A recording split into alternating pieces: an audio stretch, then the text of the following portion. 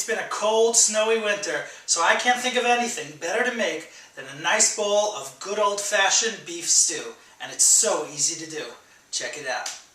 We'll start with our basic ingredients. First off, we have the meat, about a 2-pound London broil. I basically cut that into 1-inch chunks, and there they are. Then we have our veggies. In the back here we have some potatoes, a couple of stalks of celery, and a couple of decent-sized carrots. In the back here you could see a sweet Vidalia onion that I chopped up and diced, a couple of sprigs of thyme, a couple of bay leaves, and some minced garlic.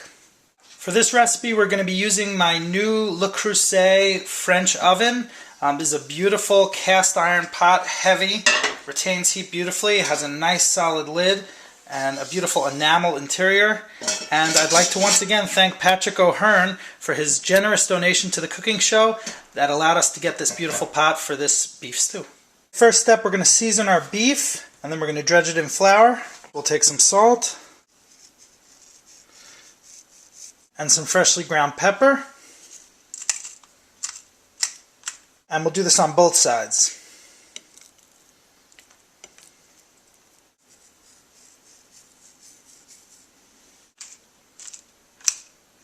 Next, we're going to dredge our beef chunks in some all-purpose flour, just some basic all-purpose flour. And this is going to help us to get a really nice sear, which is going to build great flavor. And it's also going to help us to thicken the sauce a bit. You may have to do this in batches to keep room in the bottom of your pan. You'll see what I mean. But for right now, just get them coated really well. Now we've got our Le Creuset on the high burner. We're going to turn it on a nice high flame. They don't recommend that you heat these very much because of the enamel without the oil, so we're going to add some olive oil right away to the bottom of our pan, not too much. Now because this pot is cast iron, it does take a little time for it to get warm. Be patient. If you want a nice sear on that beef, you've got to let it get hot first. Okay, now our pan is hot. It's time to drop in our beef chunks for a quick sear. Hear that sizzle? That's a good sign. If you don't hear the sizzle, don't put the beef in. You want to get as much color as you can on this beef. Do not crowd the pot. Don't put the pieces too close together, because if you do, there's going to be too much moisture and the beef is going to steam and boil instead of searing. You want a nice, hot, brown sear. That's exactly what we're getting here. You should be able to see the bottom of the pot in between the pieces, so you get a nice, even sear. And if this means you have to do the beef in a few batches, that's okay. Okay, now you do not want to overcook this beef. You're just looking for a nice brown color. So keep these moving.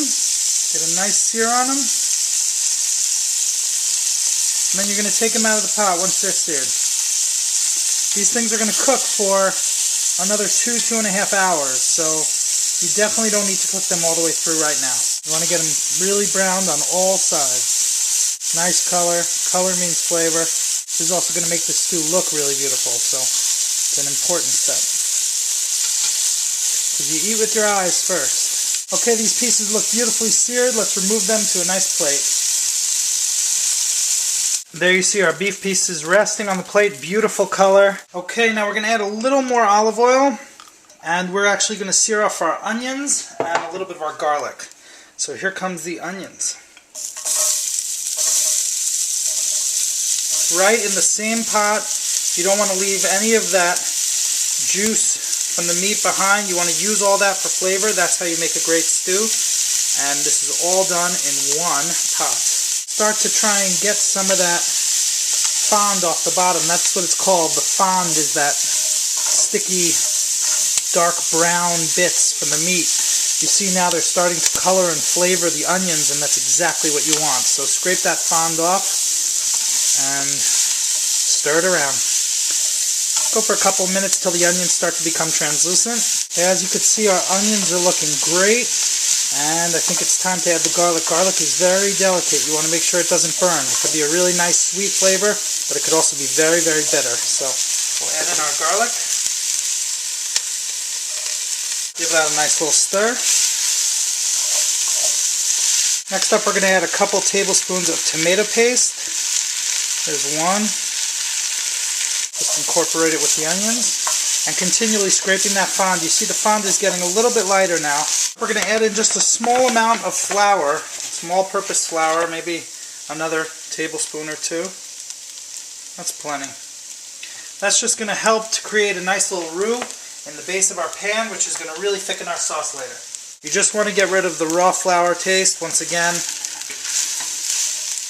cook it through for about a minute.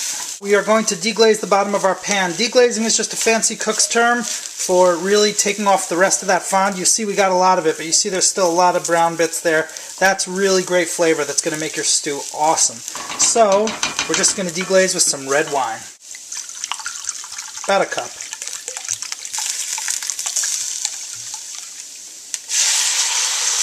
Maybe more than a cup.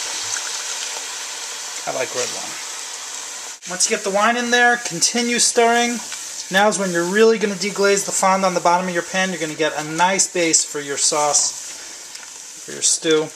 Well, the wine has come to a nice simmer. The smell in this kitchen is incredible. Flavors just smell absolutely amazing. The wine just started to thicken, so it's time to add back in our rested seared meat. Make sure you add in all of the juices from the plate as well. You don't want to lose any of that stuff.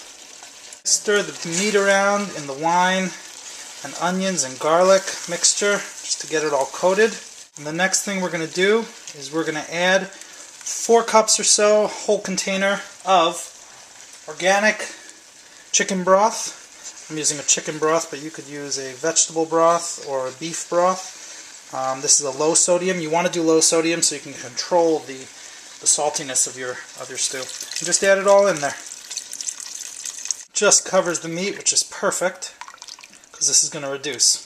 So the next thing you're going to do is you're just going to tuck in your spices, a couple of bay leaves,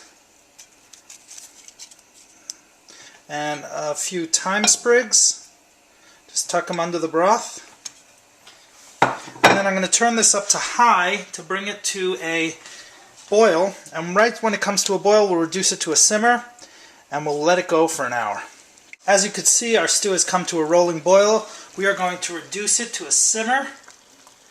And we're going to cook it uncovered for about an hour. You have to leave it uncovered because you want those juices to reduce and concentrate in flavor, and you want that beef to become really, really tender. London broil is not a particularly expensive cut of meat, so it will really benefit from this slow and low cooking. Looks like it's 7:21 p.m. We'll see you at 8:21. While your stew is simmering and your house is filling with beautiful, delicious aromas, you could take that opportunity to cut up your veggies. So we're going to start with our potatoes.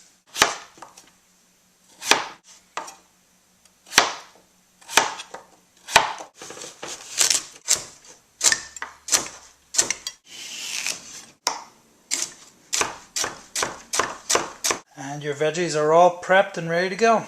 As you can see, it's 8:21. Our stew's been going for about an hour now. Let's have a look. So the stew's been simmering away. It looks great. We're just going to do a few quick things here. We're going to start by skimming off the fat on the top. So just get that all together. Next up, we're going to give it a quick stir just to see how it's doing. And you can see the sauce has really reduced now. It is a nice dark brown color. The bottom still feels nice and smooth. Scrape any little spots there, but it is looking great and it's smelling amazing. So just take your veggies and add them all in.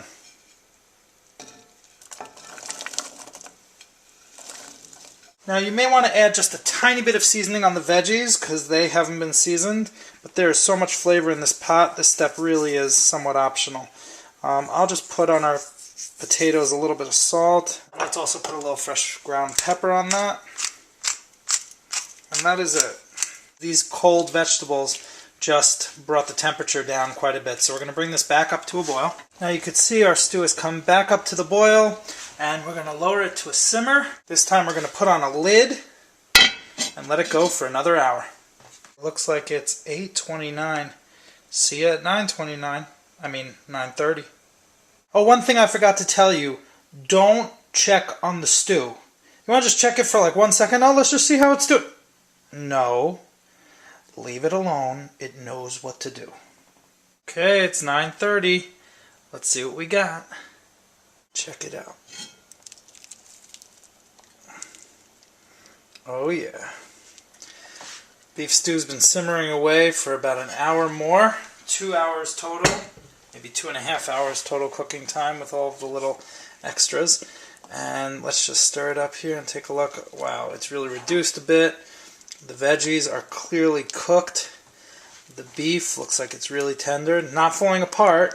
That's because we seared it, but it's looking really great, like an excellent beef stew. So, last step, and it's a good one, is we're going to add in some fresh frozen peas. Fresh frozen, interesting. But check this out. About a cup, maybe a little more than a cup of fresh peas, frozen, fresh frozen, and get them in there. And then we will just cook them through. It'll take about 5 minutes to heat them up, get them all in that boiling liquid. And in about 5 minutes, we'll have a finished beef stew. Okay, let's have a look. Okay. Our peas are warmed through, but they're still bright green and beautiful. They haven't turned to mush, and that's exactly the way you want it. Last step, we're going to take out our thyme sprigs, because those are no fun to eat. And we're also going to take out our bay leaf. There were 2 in there, but I'll find the other one as we plate it up. And let's bring it to the table. Okay, so there it is. Homemade beef stew. Absolutely delicious. Looks amazing. I can't wait to dig in. Let's plate it up. Got a nice bowl here. Just going to scoop out with our ladle. A nice serving. I'll try and bring it over the camera so you can see what it looks like. Get a few pieces of meat in there, get the veggies in there. Put our ladle in there. There's what it looks like. Let's give it a taste. Best drink here, we have the wine that we put in the stew. So we're going to drink that with our meal. Baruch atah Adonai Eloheinu melech haolam borei pri hagafen. Nice wine. Let's try the stew. Baruch atah Adonai Eloheinu melech haolam borei pri adama.